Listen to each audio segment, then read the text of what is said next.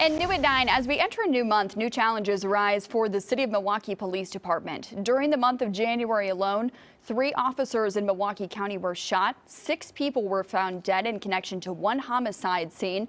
And just this week, a shooting outside of a local high school.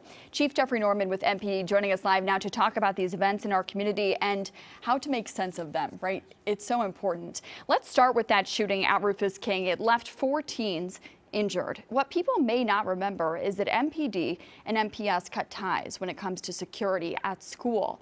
At the time, students had said, some parents had said, we feel that our students may not be as safe with police officers in the building. Do you think that this outcome would have been different if police officers were in contract still with MPS? It's hard to say. I know that it's always important to have a presence, and also working with MPS or other entities is always important to have that type of collaboration going on.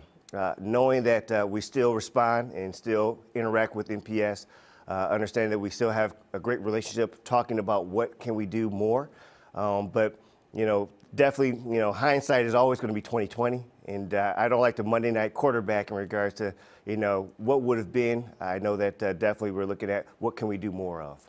That's interesting you say that too, right? Students planning a walkout today. How do you ensure that they can be safe, especially just trying to convey their message, their feelings on something that hits so close to home for them? Well, I do understand there is frustration within the school. I know that the students feel like they want to do something. It's good for them to be able to show their energy in a positive way. Understand that community makes up everyone, and the students are included in that. So understanding to be safe and respect the area and not to go against the grain of what the administration expects. But I do understand that they should have a voice and we should be listening. A new study shows that 67% more police officers have been shot in the line of duty just in January of this year compared to 2021. Obviously, this is personal for MPD. You've had 2 officers shot in the line of duty just last month. And how do you feel that this could be reminiscent? I think back to 2018 and 2019. 3 officers from your department were shot and killed in the line of duty, obviously with Charles Irvine with the crash. How is this reminiscent of that for you? Well, it just reminds us of the challenges. Understanding that the work that is done by the men and women of the Milwaukee Police Department has a dangerous edge to it. Understanding that we have to rely on training, but also each other, but also working with our community. I think the most proudest moment that I saw in regards to how these recent events have really had the community coalesce together, and meaning that we show that support, understanding that we have a challenging job. It is a responsibility that we don't take lightly, but we also need to be aware of our surroundings, understanding that there is a situation could change in a dime, and that we need to be on top of our interactions in regards to when we are putting forth law enforcement efforts. So it's been challenging, but I'm very proud of the men and women of the Milwaukee Police Department, very proud of how these officers are being resilient, and that there is, again, that taking care of each other in regards to being able to recover from such a traumatic situation. How do you tell young recruits, young people who are interested in becoming police officers, that it's a safe city to do it in?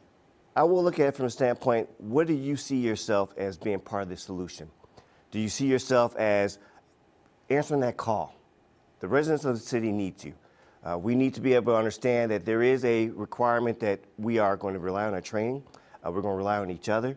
There is, yes, again, the edge of dangerousness. But when you are working with the training that we give and understand that you're there for a service, we need to be able to step up. I'm very proud that there's individuals who are still willing to be part of this call, and that the residents are embracing us in regards to thanking us in regards to us doing our duty. So there is a service, and we're delivering that service to the city more. What is the state of recruitment like for your department? How are we on numbers for the city? Are you able to fill the voids in the community that you feel are necessary? Working with the Fire and Police Commission, we are pretty steady in regards to bringing in new recruits. I know that we're working for that, 200 officers or 195 for the year that we've been allowed or that's been authorized. It's been good. I'd say that there's challenges in regards to that. We do have an attrition rate that's going on for those who are retiring. But I will say that we are still on track to bring in more officers.